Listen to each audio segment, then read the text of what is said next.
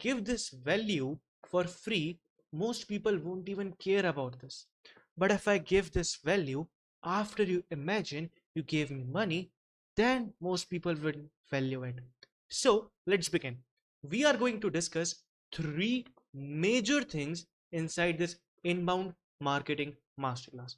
Number one is audience. How to research your audience, how to create research center so that you know your audience desires. Then we will talk about content and ad creatives, creativity theories, storytelling, and psychology based principles. And then we will talk about the finance of marketing that most people miss. But let me introduce myself, because the person who is teaching this, you should know that he's credible or not, and you will judge that. So I will take 60 seconds to tell my story. My name is Hirdesh Matai, and I was born in Kota, Rajasthan, from an Indian middle class family. And I was kept dumb for a lot of years because I had zero friends and I used to stay inside my house. Then I got transferred, my father got transferred onto Ahmedabad, Gujarat. And there I made real friends. I got exposure to the real world. I learned hobbies like swimming, skating, and painting. Then my father got transferred to Gurugram, Haryana, and there I met real true friends. Now there was a time to choose the career path. Either I could go into some accounting or I could go into building a business. I had zero experience in business, but Iman Ghazi taught me that everyone can have a vision and vision comes true. Dream can come true. So I started my own company, HDM Media. But I didn't knew that HDM Media was going to face a bigger problem. AI was going to take over my creative agency. So I had to shut it down. And there was another reason too. I was greedy for money. So I started a bigger paid advertising company. And there I hired too early. I had zero clients and I lost everything in that. So I built again from scratch. I took courses from educate.io, world's number one educating platform for business owners. And there I was trained by experts that were in the industry for more than 10 years. Then I got my mentor, Dan Martin. He taught me about AI productivity and how to change your mind. And later, last year, I was invited as a lecturer where I made my first income in a school, right? So, right now I'm in college and this is my whole life story. Let's begin with the Inbound Marketing Masterclass. Now, one single question that I want to ask you is that, is your business attracting customers or are you running after them? Because this answer of this question that you will give will tell you the difference between inbound and outbound. So the inbound and outbound is all about organic push or natural pull. In outbound marketing, you reach out to other people that forces your cold messages and cold emails to cold prospects who are not aware about you or your product. But in inbound marketing, you organically attract high intent prospects, the people who are ready to buy and right when they seek for the solution. So when you go with outbound, you hit a barrier. There is a very cold barrier of person is not aware about you or your product. But in inbound, that person knows about you everything. You can create a whole ecosystem when it comes to inbound. So let's begin. After this brief introduction of outbound versus inbound, let's talk about the two mechanics of inbound mechanics. Okay, so number one is free organic pathways. This is creating organic content, referrals, podcasts, and multiple other events that you can do. For example, this webinar is a form of inbound mechanics that is a free organic pathway. Then there is paid system scaling. This can be something like paid webinar, paid networking event, or paid advertising. This can multiply your validated messaging structures. Means you understand your audience, you create an ad, and you reach out to other people so they click on your ad and buy. So these are the two types of inbound mechanics. Now let's finally move to audience. So the main masterclass starts here. When we talk about audience, the most important thing that you need to understand is pre-existing desires. You, me, everyone in the world has desire. These are deep pre-existing desires. A marketing executive, we cannot create desires. We can only channel desires.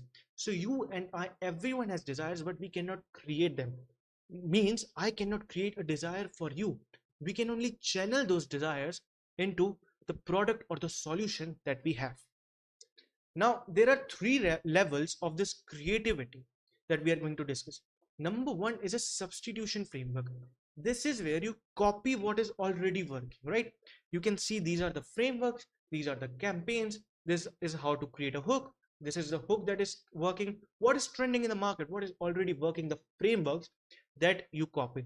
These are called substitution frameworks. Then you have formulation framework. This is where you construct your own frameworks from your experience. And when you construct these frameworks from your own experience, you test, you experiment. Then you have analysis framework. This is where you understand the data. Now you have so much data that you can analyze the data and you can see the underlying components of this conversion, the trends in the market. You can predict the market and you can create those analysis framework using this scientific method. So these are the three levels of creativity. Now let's understand the product positioning. The reason we are doing all this creativity, product positioning, because before understanding the audience, we need to understand the audience desire, how to channel that desire towards your solution. So product positioning has two forces, positive force and a negative force. The positive forces will make your prospect buy more, but a negative force will make your prospect go away from your product. Simple as that. I'm not going to complicate it. Now let's understand the core psychology of desires. So there are five types of desire that every business will have. Okay, either one of these desires exists in every business because businesses work on this desire. Number one is the drive to acquire something. The human urge to collect physical products and high status marks the power assets. So they want the assets, they want to acquire the assets. This is the drive to acquire. For example, Apple company gives you the drive to acquire the iPhone. Then we have the drive to bond. This is the deep psychological need to build authentic relationship, connections, and belonging. For example, a Facebook group or maybe a dating app or shadi.com. These are all businesses that provides you the drive to bond. Then we have the drive to learn something. This is where info businesses comes in. The businesses that sell you courses. This initiate the urge to satisfy intellectual curiosity of a human to solve problems and master the skills. Then we have the drive to defend, the urgent instinct to provide your hard-earned assets. This is where all the security apps comes in. Then we have the drive to feel. So this is where you need to feel the emotional harmony, comfort, and novel experiences. For example, when you have a food in a luxury restaurant, you will feel the drive to feel it. You will feel the energy around in surrounded by the people you are in the restaurant. Then let's talk about social status. This is the only thing that you will find common in every person. Before you or anyone buys, they look how much social status they're going to be increased when they buy this product. So status parameters play a critical role inside every core human. A prospect before buy calculates, will this business solution, maybe a product or service, elevate my status in my peer group. So status plays a very important role, and when you add it to your offer becomes more premium. Now When you add this to your offer, as I said, your offer becomes more premium and the status is integrated into the offer, and the value of your offer automatically increases. Now let's talk about the desire segmentation. So there are two types of desire we are going to talk about. Before this, there was the acquire desire, the drive to acquire, the drive to actually feel, and all the other five desires. Now we are going to understand desire into these two segmentation. Number one is a mass market desire. So this is basically your total addressable market has a desire that can be solved with one single desire. Okay, for example, a better health, a fitness coach that can offer a better health. This is a mass market desire. Then there are narrow desires. These are particularly based on your ideal customer profile, because ideal customer profile can be divided into multiple groups. So the narrow desires are based on per ICP. So laser focused pain mapped out to that specific type of customer is what narrow desire is. Now let's talk about the forces of desire. There are two types of forces for a desire: permanent desire and dynamic desires. So basically, permanent desires, you can never change them, okay? But a dynamic force of change will allow the desire to be changed. For example, a human wanted to become better at sales, and this was his desire. But later he found out what he's leaking or what he's not improvising at is marketing. So his desire is not changed to learn marketing. Now, the power filter here is to take the mass market desire, the most powerful desire that is available for with you for your target audience. So always choose the most powerful desire. Now let's talk about product performances and market dynamics. Before this, we understood desires. Now you know the concept of desire, what your audience need and desire. So you need you know the five kinds of desire and the two types of segmentation into the desire. Now later we will use this to actually create a full concept before creating this organic content. So how we are going here, we are understanding your audience, then we are understanding the content and ad creatives, then we will talk about the finance. So this is a whole chain here. Just stay with me and you will understand in a little bit of time. Now let's talk about the product architecture. In a product has two sides. Number one is its physical side. Number two, its functional side. A physical side contains how it looks, the materials, the visual aesthetics. But a functional side contains how it looks inside, core benefits, outcomes, what action that a product can make the customer take. So a functional side of a product will make your customer buy. This is the whole selling power. Whereas a physical property of a product will be the look and the logic and specification that gives the buyer the evidence needed to defend their emotional purchase. Whereas a functional power focuses directly on what the product does for the user. Now we are going to start leaning towards the organic content side. So just stay with me. Now we are going to understand the market as a whole, the market awareness. So according to the breakthrough advertising book, Schwartz actually divided the market awareness of a customer into five things. Okay, number one is unaware level. This is where a prospect is basically unaware that he even has a problem. Number two is problem aware level. This is where your customer is actually aware that he is having a problem, but he is not at all aware that there is a solution that exists in the market. Number three is solution aware.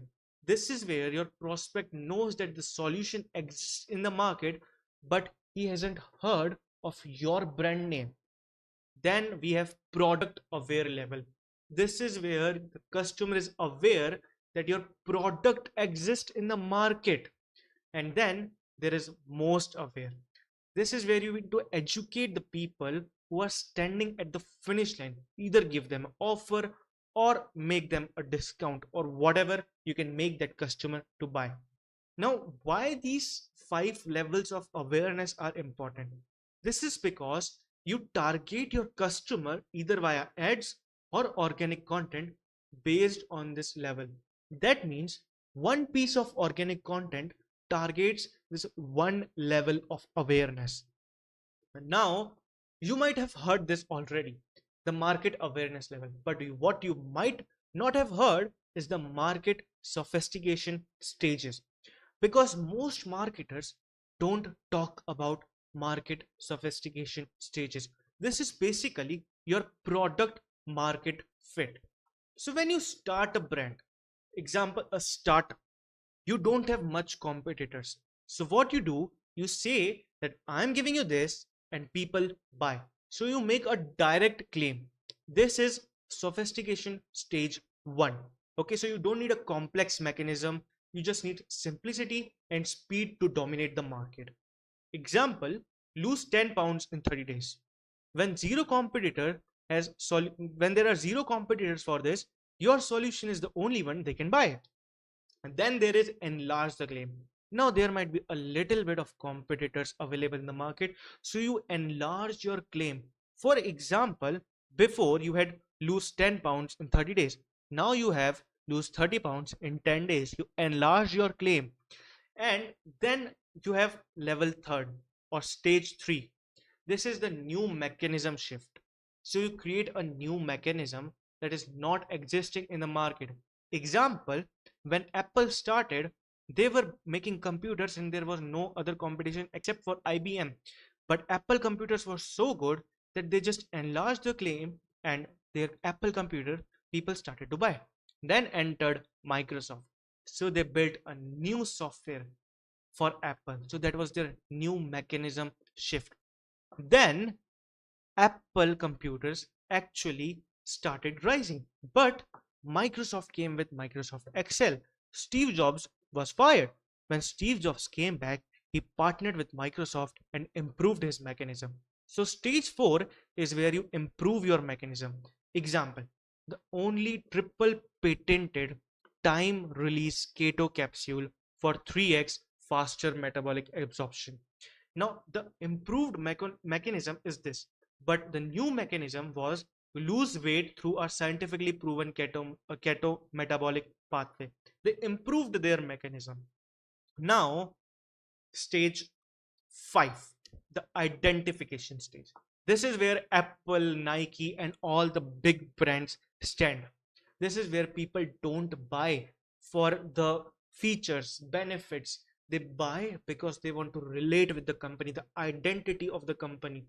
This is where you don't start emphasizing on features. You focus completely on values and alignments of the lifestyle status of the customer.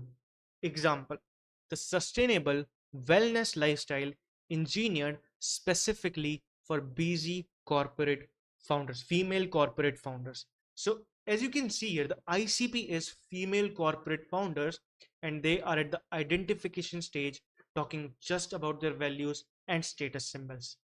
Now, these were the 5 levels or 5 stages of market sophistication. Now, let's move on to the strategic alignment of these awareness level. What I mean here is what awareness level does and what sophistication level does. So, awareness level of a customer helps you choose where to start writing your copy. Basically, in short, an awareness level makes you focus that the customer will buy at the end, but a market sophistication level gives or informs about the overall product positioning. So if you don't know where your business exists, how would you actually sell to your customer, right? So a product market fit is sophistication level. Awareness level is basically making the customer buy at what level your customer is awareness level, at what level your business is sophistication level or stages. Now let's talk about the advanced customer research dashboard and walkthrough. So before I make you walk through to my advanced customer research center that I'm going to give you for free after this masterclass, and it will be the best thing you will have in lifetime for customer research. So before that, let's talk about the creative research. What kind of researches are done before we start researching? So number one is internal or external research. So basically, you have internal research, what you already have, the data from your website, from your customer feedback, from your engineering team, from your customer support team. That is called the internal data. Then we talk about the external research. This is where you analyze your market, your competitors, the online communities, the Facebook groups, and everything that you get from the market is external research. Then we have market evaluation. So market evaluation are based on 10 things. And this is the best thing I learned from the book called The Personal MBA by Josh Kaufman. So I'm going to teach you this. It's very simple and it's very best for any idea that you have. So what you do is you look at these 10 things: urgency, market size, the pricing potential of the business or the product, customer acquisition cost, the cost of acquiring a customer. Number fifth is cost of value delivery, how much it takes to deliver the product, the cost of it. The uniqueness of your offer, how much is it unique from your competitors. Speed to the market, how much fast you can release it to the market. The upfront investment required, the upselling potential, and the evergreen potential. So how you can upsell the same thing. For example, I'm selling you this book, maybe I can sell you this same book again so that you can give it to someone you know, so that can be upsell. Evergreen potential is how much long this product can stay in the market. So what you do is you note this 10 things down, and then on a scale of 1 to 10 you rate each thing. For example, urgency, here we have near about 3. Market size, we have near about 4. Pricing potential is near about 5.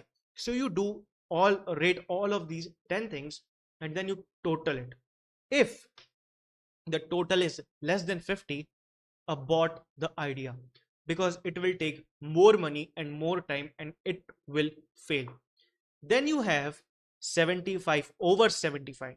This means go ahead, it's great. But if it's between 51 and 74, that means it will work, but you might need a large investment or maybe huge amount of time. So that's how you evaluate the product in the market. So it's market evaluation for your product or your business. Then we talk about, so I've already taught you this about 50 or below, 50 to 75, and 75 or above. Now let's talk about the stages of research, how research stages goes. Number one is product properties. So you look at the product properties, functional and physical. Then you look at the mass appeal. And then you look at the mechanism and desire. I'm going to go through each of this before we move on to the research center. So just wait for it. I'm going to show you everything. Now let's talk about the prerequisites for this research dashboard that we are going to walk through right now. Number one is data organization. You need to understand and have a clean raw research data to isolate your core demographic, and I'm going to give you that. So no need to worry about data organization. Then I want statement. So we might be requiring I want statements. For example, I want to travel freely with low or less money. So maybe this is a desire. I want to statements a desire. Then we want core feature linkages. What this means. So this is basically a concept that means a feature, a benefit, and a desire are linked together. How to link them, how to link all three, I'm going to tell in a few minutes. Now let's understand the difference between a feature and a benefit, because once you understand the difference between a feature and a benefit, we will be able to move very fast. So understand this here. Feature of a product, let's say there's a product called a roller, a hair removal roller. Okay, so that is a small roller. This is one feature. Another feature is that this is a roller. Now the benefit can be that I can travel with convenience with this product. So this translates like a small hair roller into the core benefit of travel convenience. Something like, I want to travel faster with convenience, so I bought the small hair roller. Now, I want to walk you through the dashboard. This dashboard is going to open your eyes how to do the market research properly. Let's begin with the research. So this is the research center and it's completely empty, right? Because number one, as you can see, research. This is where we write all the raw research of it. Then we have mass desires. Now you write I want to statements for each uh, raw material that you have on the research. Then you move on to product performances. Now you write your product name, the feature, the performance or the benefit, the matching desire, and you can automatically select the desire from here. Move. Let's start with here. So I want to travel and shave my hair. Simple. Okay. Face hair. Okay. Face hair. Now Now, when we move on to product performances, we write the feature of our product. So our product is basically a small hair roller. The feature is that it's small, one feature at a time, and another feature is that it has a roller. Okay, so I'm going to copy this here. Again, I'm going to copy and I'm going to paste this. A single feature, a single product can have multiple features and multiple benefits. So the benefit here is benefits are so you can statements. So you can travel with convenience. Okay, whatever the spelling is, I guess I'm right, whatever. Then you have matching desire. So you can now take the desire from here that we just wrote here in the mass market desire. Now you have the desire here in the matching desire. So basically product name, small hair roller, feature, it's small, it is a roller. Then you have your performance or the benefit, and then you have the mass market or the matching most powerful desire. So these are the three stages. But what about the fourth stages? This is where we create your persona. We answer a few questions based on the persona. So for example, I want men of, or let's say teenagers of age from age 20, okay, sorry, 15 to 20, right? Let's have this as a persona, and then we answer the demographics. Again, demographics are here. We can write male, we can write age 15 to 20, and then other demographics that you have. Now we are going to write what are some characteristics your prospects wants other to see in them. We can write good looking. Okay, I'm not able to write in it. Yeah, good looking, and you can do your research about this because I don't have the raw research. So basically you do a first hand research and then you get the research here into the persona by copy and pasting the demographics. Beliefs about self. Well, I'm good looking, I am handsome, um I am handsome, vagera vagera. Then we have, what does the prospect want to achieve in the society?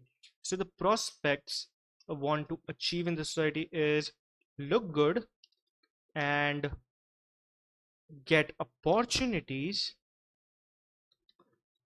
and grow, right? Then what are the product, how does your product help them achieve that? By making the excess or extra hair from their face removed. What are the solutions that they have tried and failed at? Let's say a trimmer, or let's say a trimmer. Okay, let's write a trimmer, and it didn't work because it didn't remove all hair, right, from the face. Simple as that. I'm just making it up from here. So this is how you do the persona. You create a persona based on all these questions. You can have more questions here if you want. I have included 6 for you. Then we create concepts. Now when I talk about concepts, let me tell you something important. I'm going to teach you how to create the concept right there, but here we are going to create another type of concept. This concept will be based for audience. The other concept that I will talk about in the future will be based for a particular creative or an organic piece of content. So when you create a concept, you select your persona. So as you can see, I can select teenagers from 15 to 20. Then I can select their desire. Then I can select the benefit, so you can travel with convenience. Now the positioning here means the customer awareness level. Is the customer aware about the solution? I think here the customer might be available about the solution. So I'm going to write solution aware.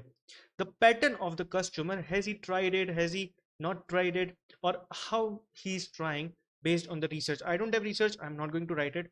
Then we create headlines. So basically these are the headlines that are underneath an ad.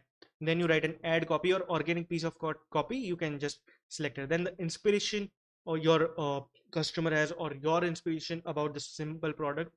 And when you are trying this, you can have the status as concept or testing. The batch number is 1, and other things inside this are added by, if a person is adding in your team, then if you have tested it, you can select it and you can select the result of this and the URL of the ad or the organic piece of content. Now what is hit rate?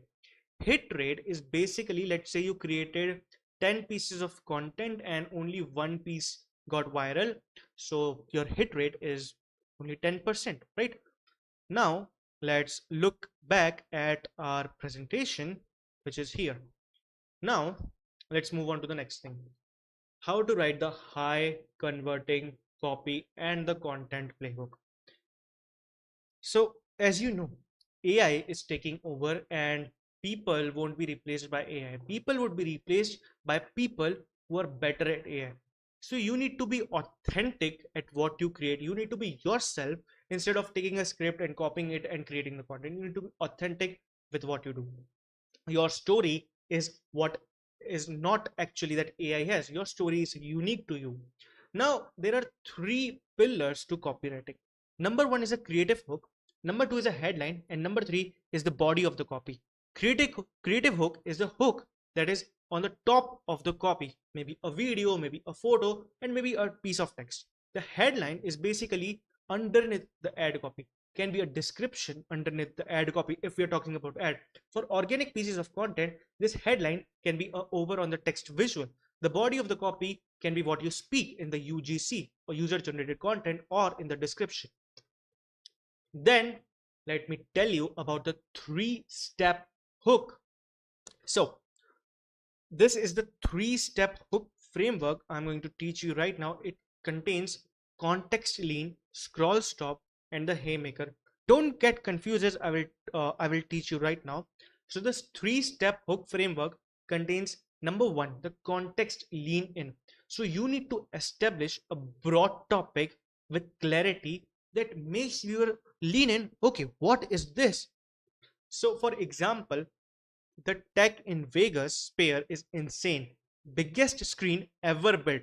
20 times bigger than the IMAX. So that is a context lean in. People are leaning in what is this to understand this with this visual available there. Then you scroll stop the contrast. This is where you add text like but if. So here you can see but get this. Use an abrupt contrasting word to act as a stun gun and stop the scrolling fingers. Now the third and the final thing in this hook is the haymaker. This is where you deliver the contrarian snapback statement. This means that this is going to be the total opposite of what the people lean in the start. So this is the curiosity loop that we are creating here, and you need to open this loop again and again in your video or ad. Now let me give it to you in a total all over way, in a compressed way. So the hook goes something like this.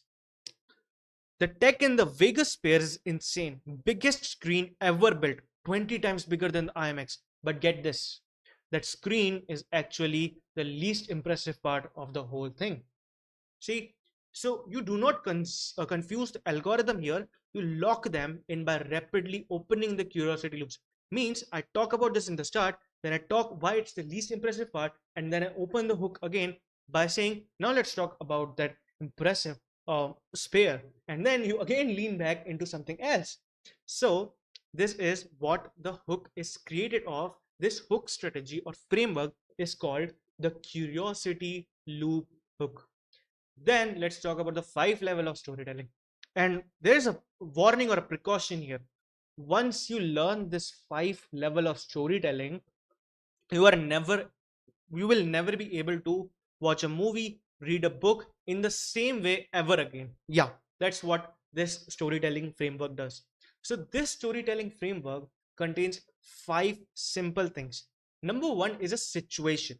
So every time you tell a story, there is a situation. For example, I am living in this house and I'm living in this house. This is my situation with my parents. Okay, this is the situation that I am in. Then number two is desire. What is my desire? Let's say I want to achieve good marks in my result, or let's give it according to business work. So I'm living in this house alone. My desire is to earn money. The problem is I don't know how to earn money. So third is problem. The change, I got to know about this webinar about marketing. So this is the change, you finding help, and the result is the transformation. I started making money. So basically, this is the broad framework of storytelling, and then there are small frameworks inside this storytelling. For example, how many of you have watched the F1 movie?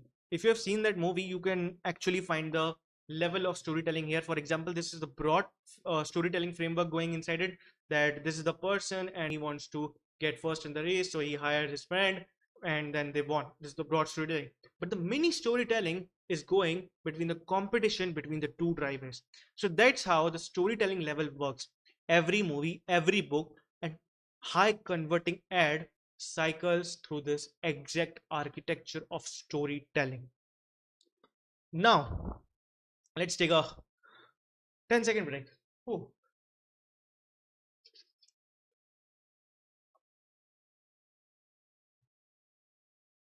Okay, fine. Let's move. So now let's move on creating the content. Now we will learn about the creative flywheel and the zone of genius. The biggest question you or maybe I have ever got is, how do I create content? What should I talk about? Even in the content, I can't just talk about my product. The solution lies in your zone of genius. So basically, you need to create a center of knowledge. You need to create your knowledge vault. Read books, movies, customer metrics, or networking events, anything from everywhere, YouTube videos, courses, anything you learn goes directly into your knowledge vault. And then you do deep time blocking. Every morning, you write, you understand this creative work for your content. Then raw and 100% camera delivery. I don't have a script for this webinar. I'm just seeing, I know what I know, and I'm teaching you right here. So this basically creates a flywheel. So your zone of genius is what you're good at. When you learn, you understand, you have a zone of genius, and then you create the flywheel system. How? You collect ideas, then you dedicate the creative blocks, and then you teach and share, and then you get repeatable templates to share with people, and there your zone of genius has been created into the flywheel system. Now let's talk about concept engineering. Oh, so until now we have discussed about audiences, we have discussed about creating the content pieces, but what's the most important thing is the concept. Every single ad, every single video, every single piece of book is designed for a particular type of customer, even movies. So that's what we created in the persona. It can be broad, that's why we took the mass market desire, and then everything is based on concept. So what is a concept? Basically, the concept is designed based on three things. It's an intersection of three things. So look at this Venn diagram.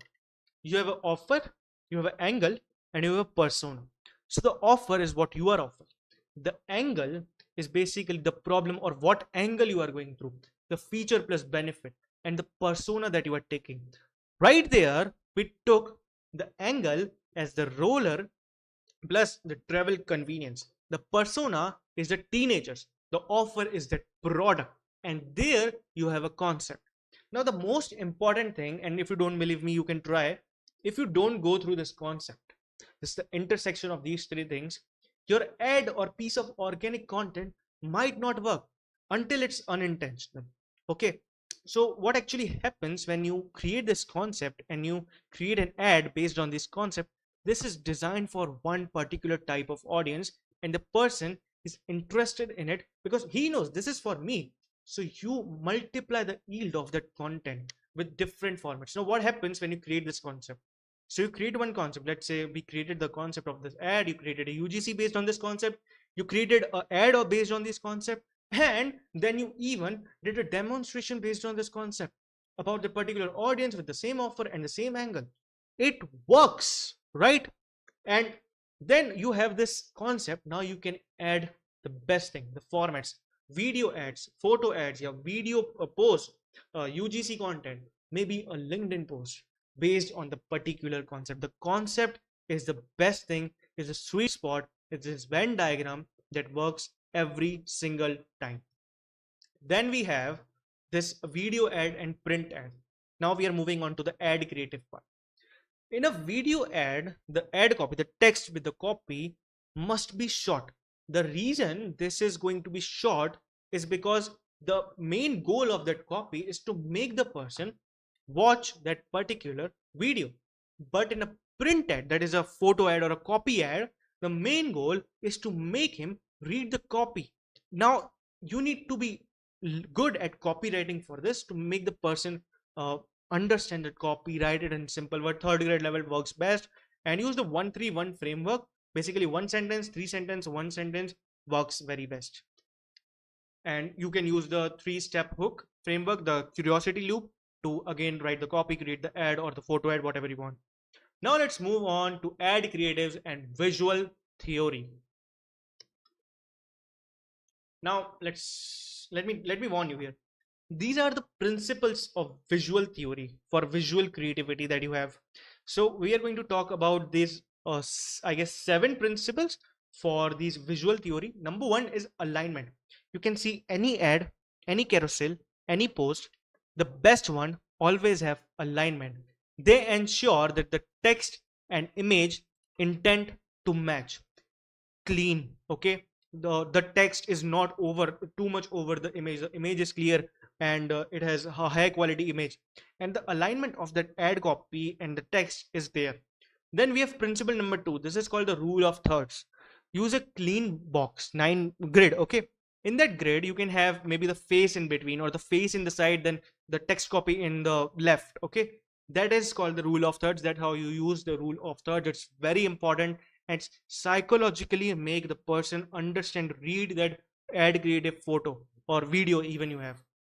For example, right now I'm in the middle grid of this video, so like my face is in the middle grid and you have a full presentation here. So this is what you call the visual principle 2, the rule of thirds. Okay, then this is my favorite, Mona Lisa. Da Vinci's Mona Lisa has something that is very important here, and it's called contrast. So contrast basically makes you focus on her face because the background, the bottom background is dark, and her face is like a pale yellow, and then in the background it's very light. So it basically creates a contrast, and this contrast is very important to make you understand, look at the person very easily and at a full attention. Then you have principle number 4, the principle or the power of negative space, used by Apple so many times, used by Nike so many times. And this is where people say less is more. This proves that. This proves that less is exactly more. So a clean space gives elements a breathing room, and it boosts the premiumness of the design, the premium feel of the design. Now, principle number 5, symmetry and balance. This is what I talked about in the rule of thirds. if you have text copy on the right side, the image on the left side, you have a symmetry both sides. Let's say you have text copy above, photo below, then you have rule of symmetry. But let's say you have photo here, text here. This is not a good rule of symmetry, right? Principle of symmetry. Then let's talk about principle number 6, color psychology.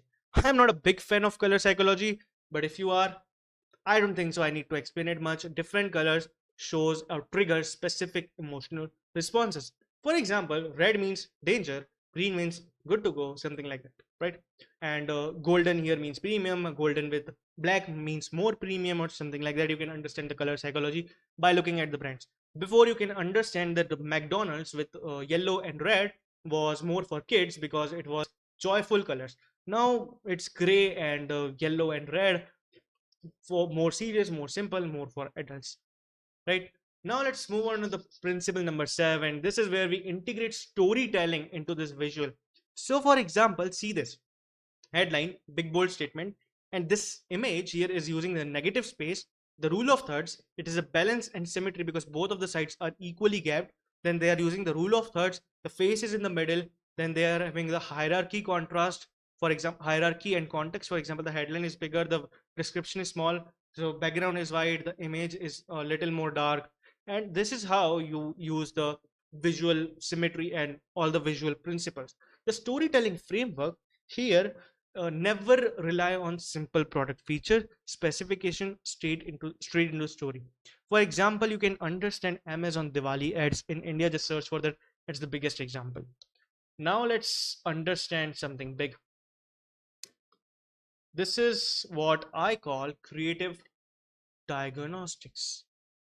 Now, don't complicate this. I'm going to keep it very simple for you. If you have a piece of content or a piece of ad copy, how can you improve it, right? To improve it, you need to use or change only one of these 5 things, or maybe all of the 5 things. And these are hook. Number 1, you can change the hook. Number 2, you can change the copy. Number 3, you can change the type of the creative. You can change the format of it. Number 4, you can change the pacing, how fast and slow it is. Number 5, you can change the call to action, basically what call to action you are giving to your customers, right? Now, okay, this one is my favorite, and this is going to be favorite for all the advertising guys here if there are. So what actually makes a campaign work? How the hierarchy of influences work in a business? It starts from budget. So understand this as a funnel. Okay, top of the funnel and bottom of the funnel. So at the top of the funnel you have budget. Budget is the base for everything. Everything starts from budget. Then you have accounting structure. So basically how account is structured in Facebook. So account, if you know, has campaigns. Then the campaign level, what the campaign is for. Is it for awareness? Is it for sales? Then you have ad sets. This is where you choose your target audience, and then you have ads inside the ad set, right? So that is the account structure here. Then you have creative. Okay, what kind of creative are you using here? What kind of concepts are there? What is the format? What is the benefit, the desire, and everything? Most of the performance marketers, or maybe advertising agencies, or maybe basic advertising people, focus on budget and account structure. This is where the top of the funnel goes here. Then some of the people focus on creative and offer. This is where the middle of the funnel is here. So basically we will talk about offer, how to create amazing offers. I'm going to tell you about my framework.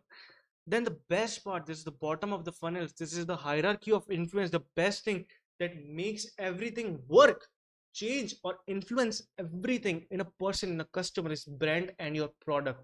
So if you want to start changing things in your business, you start with budget, account structure, creative, offer, brand, and then finally the product. Now let's understand some more psychology here.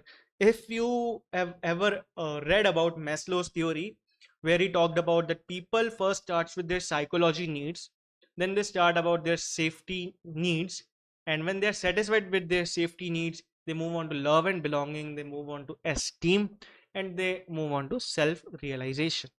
So basically I don't think that it's actually working, because some people, even before safety, they have more priorities like love, right? But some people want self realizations before love and belonging. So this is not the true structure when it comes to Maslow's theory of hierarchy. Okay.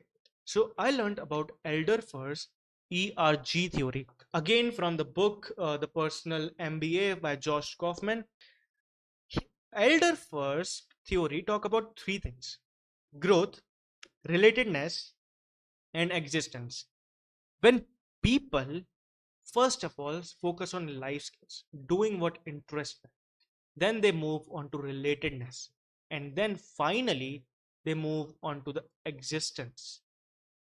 So basically, to make it more clear for you, they focus on their growth first, then they focus on making friends and finding mates, and finally they move on to the existence. So basically, the understanding the desire, what kind of desire a customer has. For example, most of the people, for teenagers, you will find they're at the growth level. Most of the people from 25 to 35, you will find they are on the relatedness. For people above the age of 40 to 50, you will find that they are on the edge of existence, right? Now let's look about something as pricing and offer playbook. This is my favorite part. I love it. Okay, let's move on to this. The offer playbook and okay, the offer playbook. So the offer playbook. This is my personal offer playbook. It contains of 6 simple things, and I'm going to make it pretty simple for you. Offer contains 6 simple things. Number one is a target audience, your target niche. Who is it for? Number two is a concrete outcome. What is the outcome that you're going to provide to the person who buys? Then you have timelines. How much will it take for the person to achieve that outcome? So the timeline is what creates. The timeline can have urgency even in your offer. So the benefit is have urgency in your offer. My offer closes in 3 days. You have 3 days to book this webinar, something like that. Then you have pricing and guarantees. A guarantee reduces the friction, and a reduce of the friction automatically pay makes the customer buy more. The pricing here decides what kind of customer you are going to get. So I'm going to make you understand this table basically in a very simple way. There are 3 types of pricing and 3 types of guarantees. Let's focus on the guarantees first. Number one guarantee is a money back guarantee. You offer a money back on the purchase that the customer made. Why money back guarantee is important? Let's say you don't offer a money back guarantee.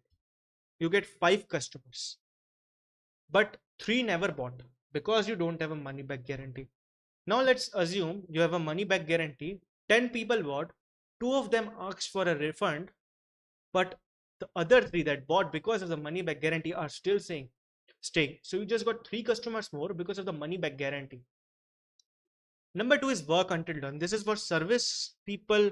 For example, if I'm going to give you an outcome that I'm going to provide you with my service, if I fail at that, I will work for you for free without any cost. So work until done guaranteed. I won't charge you anything after that, right? Number three is insurance guarantee. This is my favorite one, my most favorite one. So basically, you take a base, you take a principal amount. For example, you want to provide the service to your customer, and then you take a principal amount from that customer, let's say $1,000 or ₹1,000, and then you provide that service to that client or customer. If you fail at that, you have to pay double of the principal amount. But if you achieve the goal for that customer, you can keep that principal, right? Principal amount that was $1,000. And let's say you are too good, and because that customer is working with you, you can offer that half of the principal amount back to that customer. So basically a 50% no claim bonus. The insurance guarantee was a little tough. If you have any questions, you can ask in the comment section, and I will definitely try to answer. Now let's understand the 3 types of pricing. The 3 types of pricing are basically base fee, percentage fee, and a mix fee. So base fee is basically you ask for a base fee, it charges this, give me this. Simple. Percentage fee is I will take this much percent of the profit from the sales I generate for you, commission based. Mix is a mix of performance and base fee. So basically mixed pricing with an insurance guarantee works best. Now, number 6 of this offer piece is bonus. Offer a bonus. People tell you do not offer the features, of offer the outcome. I tell you, offer the bonus, offer the features as the bonus. For example, you are doing email marketing for a company and you charge for setting up their emails. You don't charge for setting up their emails. Offer that as a bonus, right? Now, okay, so we are done with audience, we are done with content and ad creatives. Now we will move on to marketing finance.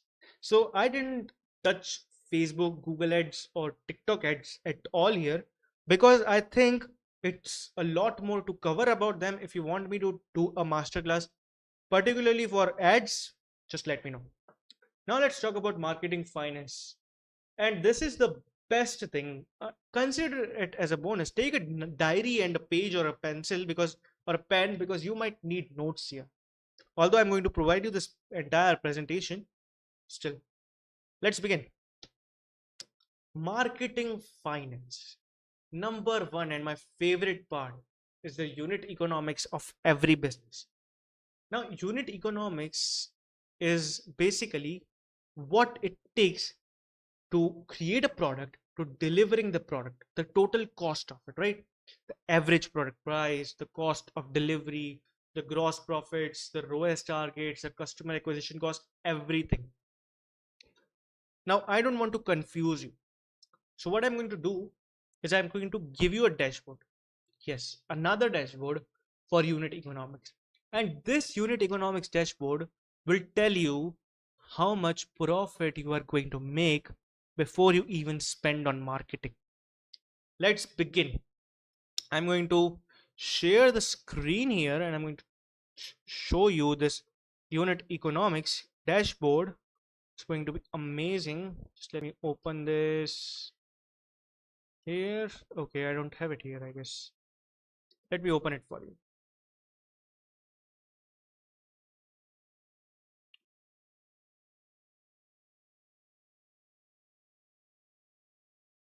Here.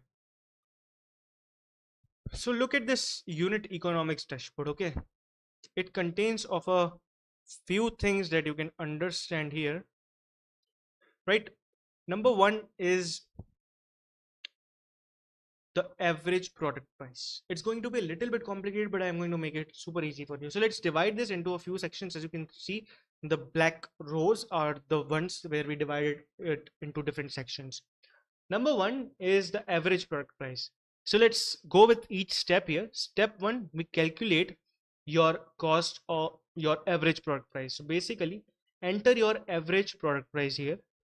Then you enter the VAT or the GST if you have something, if you are not registered right now. Then you subtract that from the total average product price. For example, here the average product price is 50 and our VAT or sales tax is 0. So we got our average product price minus VAT or sales tax as 50. That is 100% of our average product price. Done? Clear till here? Let's move on to step 2.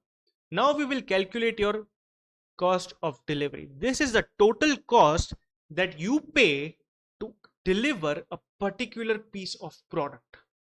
A particular product. So the cost of delivery is calculated by first entering your cost of goods sold. What is the total cost of creating the goods that is sold per product we are going here?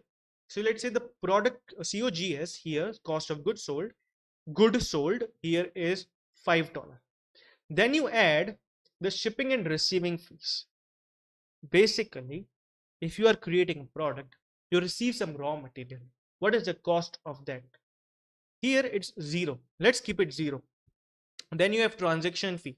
Industry standard, it's $1.45 or 2.90%. If you change the currency, it's similar to it, right? So you have your transaction fees basically for the payment provider that you provided to. Then you have pick and pack fees, so packaging fees. Then you have shipping and fulfillment fees. And then let me just bigger my screen size here, I guess we better yet. So as you can see, average product price, then total average product price, then you have cost of delivery, and we are on shipping and fulfillment. So shipping and fulfillment fees, the delivery fees that you pay to the delivery partner, right? Transportation partner to the warehouse or warehouse to the customer house. Then you have return rate. So return rate is basically the percentage of orders that is getting returned, and this is subtract automatically. So when you add values to this, everything automatically gets subtracted, right? So basically transaction and payment fees is automatic. This is you can enter, this you can enter. After doing all this, $5 was your cost of goods sold plus 1.45 plus 1 plus 2. You total get 10.45, right? And your return rate also, because that is also a loss that is going to added back here in the cost of delivery. Total makes 10.45, right? Now, if you look at the profits, the gross and net, where you look at your gross margin here, which is basically your average product price, which was 50 minus 10.45, basically gives you 3.95 as your gross margin. Now, the most important thing for advertising people or for calculating the marketing cost of everything, I'm going to tell you something. What happened is I was talking with a performance marketer and he was like, you know what? Let's take the gross margin as equal to the customer acquisition cost and then we will use it into the marketing. So the important thing is performance marketer don't even think about long term. They focus on short term. So basically they will use your marketing, your gross margin as the customer acquisition cost, and they will not at all look at your accounting things. The important thing is after you get a gross margin, that is average product price, subtract the cost of delivery, gives you gross margin or gross profit per product here, because margin, because it's per product. So you subtract the desired profit you want to keep out of this. Example, $39.55 was the gross margin. The customer wants to keep, let's say, $7, right? Let's say here I want to keep $10. Now when I add $10 here, you can see my customer acquisition cost goes to 29.55. If I change it back to 7, my customer acquisition cost automatically changes to 32.55.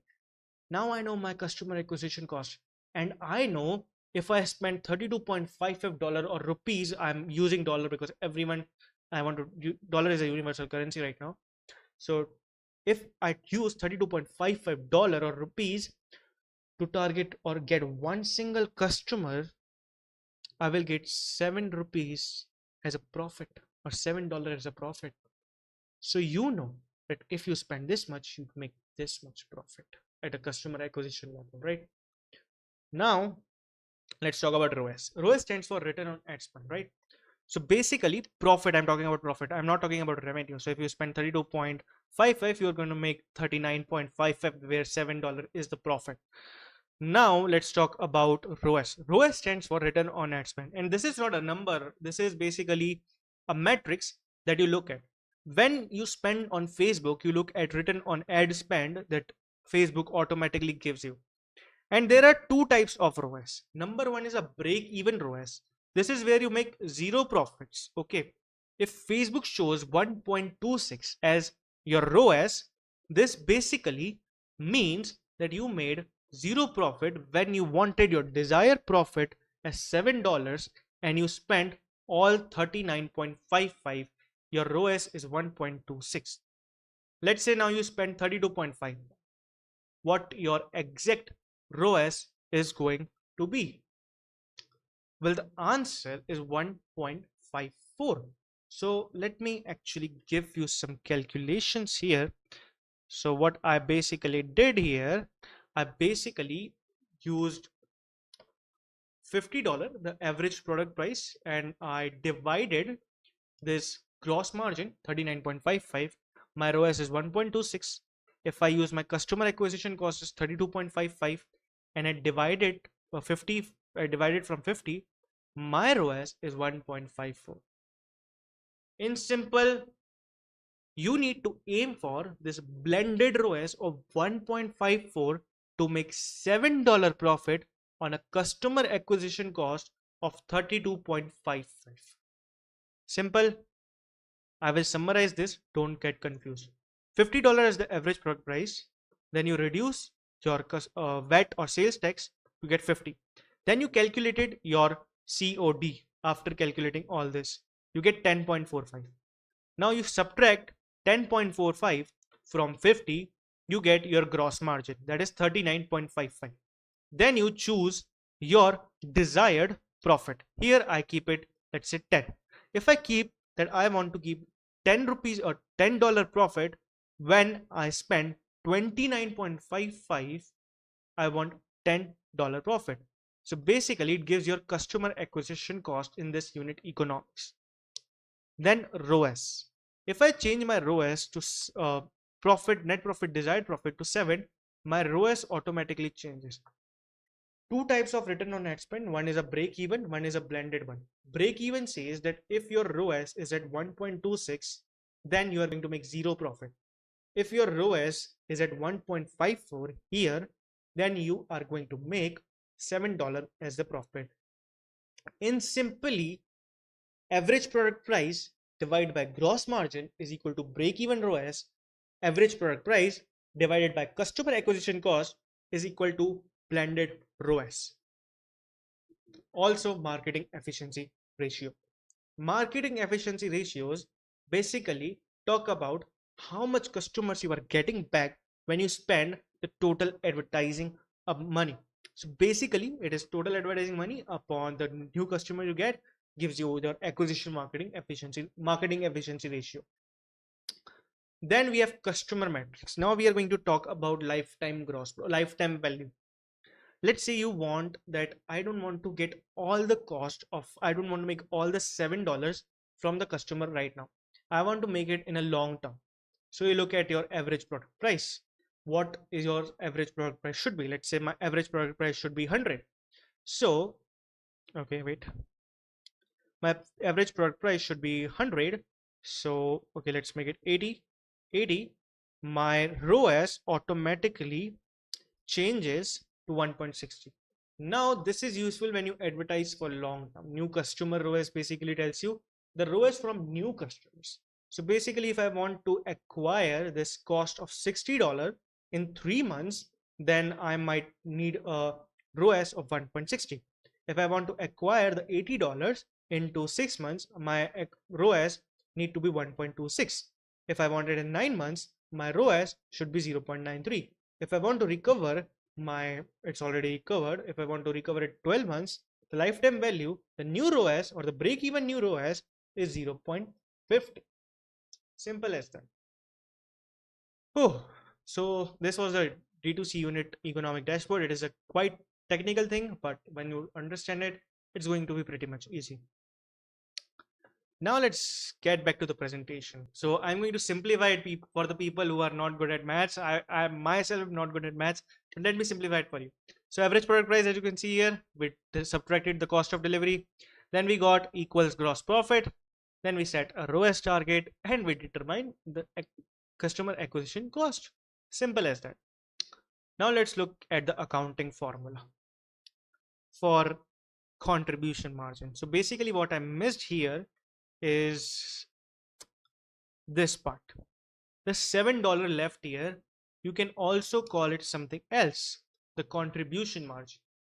This is where what you keep on per customer acquisition spend. So if you subtract customer acquisition cost from gross profit, you get your contribution margin. This is what you keep after customer acquisition cost is spent. And the performance marketers considers your contribution margin equal to your customer acquisition cost. And this is the worst thing that I've seen with the marketers. Okay, so don't let your marketer do this. Now let me give you some accounting formulas to the accounting nerds here. I am accounting nerd too. Shut up. So contribution margin is basically your sales minus variable cost. So understand this. Your sales, then you subtract your variable cost, for example, the cost of warehouse, the cost of labor, the overhead, basically electricity cost and everything are variable costs. When you subtract them from sales and revenue, the shipping cost and everything, you get contribution margin, right? And then when you subtract fixed cost, the cost of warehouse, I by mistake included warehouse cost and variable cost, my bad. So when you subtract the fixed cost from contribution margin, you get your net profit before tax. It was very simple. If marketing finance getting hard for you, don't worry. Will try to make it easy for you. Now the hard work is over. The unit economics is over. I'm going to get you introduced with something that you all are already familiar with. This is called discount math. So discounts. People think that if I offer 20% discount, I'm losing 20%. But let me tell you, you're not losing 20% of your profits. And I'm going to prove this to you right now. Are we ready? Let's begin. Understand this, right? Understand this discount maths. This is a product costing $100. Another product, one product only costing $100, right? And I want to offer 20% discount. If I don't offer a 20% discount, forget the bottom part, look at the above part. If my retail selling price is $100, $40 is my cost of delivery, my standard gross profit is $60. Right or wrong? Clear? Simplest thing, 100 minus 40, 60. But now if I offer a 20% discount, just like this, right? Product price is 80 now because of 100 minus 20%, $80 is my discounted selling price. Cost of delivery stays the same, right? 40. So 80 minus 40 makes it 40. Before your gross profit was 60, now it's 40. Now let's look at the compression rate. 60, the standard gross profit, minus the discounted gross profit divided by 60. How much is it? 60 minus 40 divided by 60. Okay, I think I made some mistake here.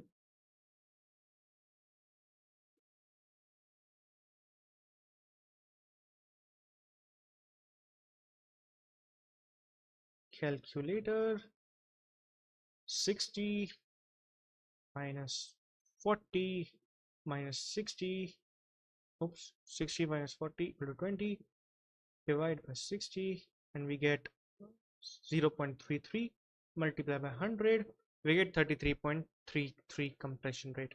Basically 60 minus 40 divided by 60 multiply by 100, you get a 33.33 compression rate. So your discounted compression rate is not 20%, it is 33%. Now what should I do? Shouldn't I offer discounts? Well, you should offer discounts, but by increasing the prices as gifts. The reason I hate discounts is because discounts create a loss on the long-term gross profit. For example, when you offer discounts, what happens is algorithm understand that this person want people who buy on discounts. So it brings more people who buy on discount. Let's say you are offering a 20% off and you run an ad, and people who came to your ad were all the people who were buying on discounts. The next time when you try to retarget them via advantage plus campaigns or retargeting campaigns, those people will never buy without discounts.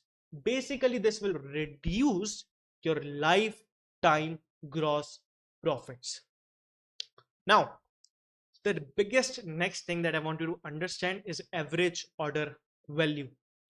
So when you look at a typical average order value, I want to ask you, how would you increase your average order value, right? What would you say?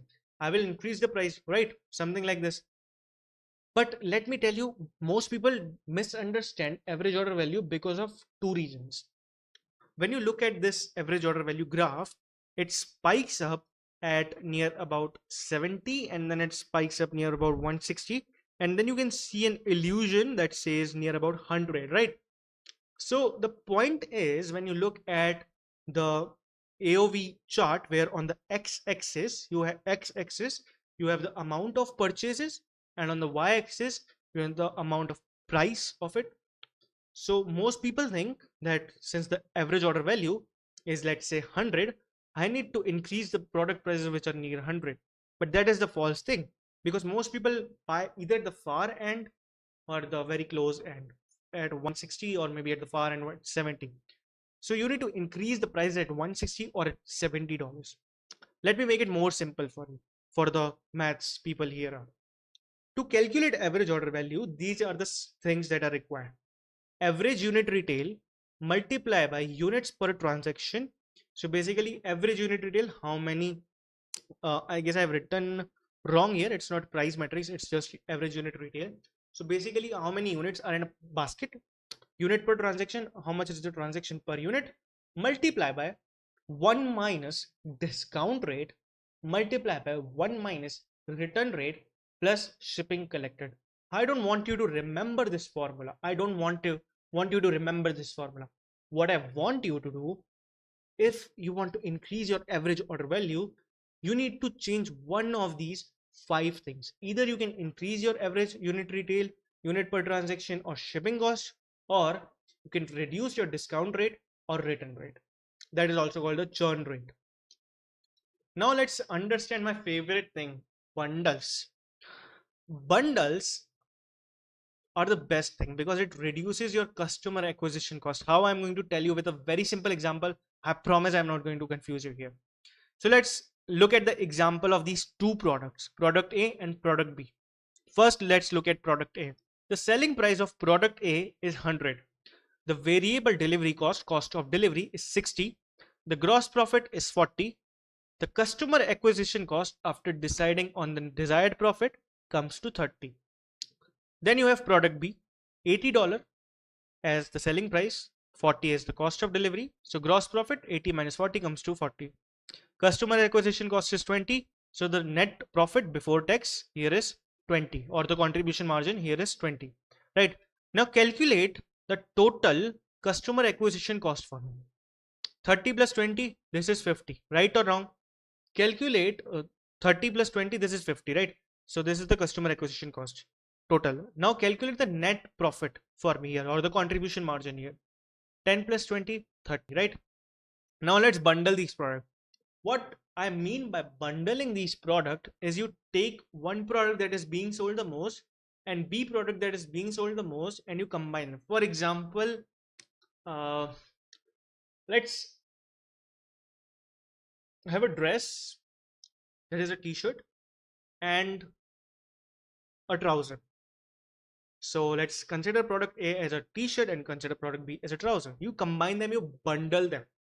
What happens is, before bundling them, you were marketing product A differently, you were marketing product B differently. So the customer acquisition cost of product A was 30. For product B, it was 20. Now I want you to bundle them. When you bundle them, what is your total selling price? 180, right? You can even increase it to 200. No one cares. And then your cost of delivery, it is 60 plus 40, 100. This too will remain the same unless you increase the 180, right? Or you increase the production cost or something, or cost of delivery. Now gross profit. This is also going to stay the same if your selling price and cost of delivery is going to stay the same. Easily said, 180 minus 100 is 80, right, in the bundled product. But the customer acquisition cost, because the product is now bundled, you have to use only the customer acquisition cost of one single product to market both the products. Let's say we use the customer acquisition cost of product A to sell product A and B in a bundle. You save the customer acquisition cost of 20 of product B and you make 50. That means 30, this 30 directly comes to 30 here, and this 10 plus 20 plus the 20 customer acquisition cost of product B makes a 50 net profit result or contribution margin result. To make it more simpler, product A, product B, the total customer acquisition cost was 50, right? System profit is, I guess it's written wrong.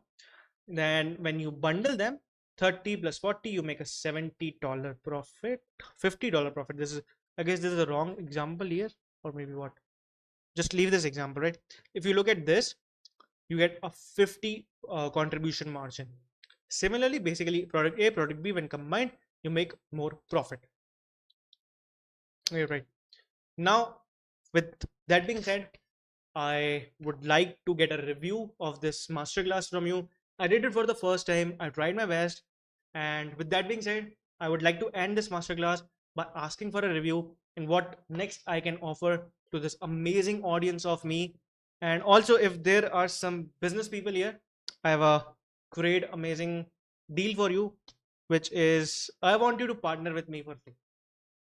For the last 3 years, I have been systematically learning these exact frameworks, studying alongside the top minds of the advertising industry, the marketing industry. And if you are an e commerce brand founder or any other D2C brand founder, I would love to run your advertising systems for free. I will build the architecture for your business, and in return, I will ask for only one simple thing: case studies. Everything for free. From my side, I will bring my whole system. I will bring my own dashboard that updates in every 3 minutes, and I will run your ads based on everything I just taught you. Anyways, this is my main offer. Partner with me for free if you're a business person, or just leave a review. Thank you. With that being said, my name is Hridesh Madai, and I will see you in the next masterclass. Thank you. Bye bye. And yeah.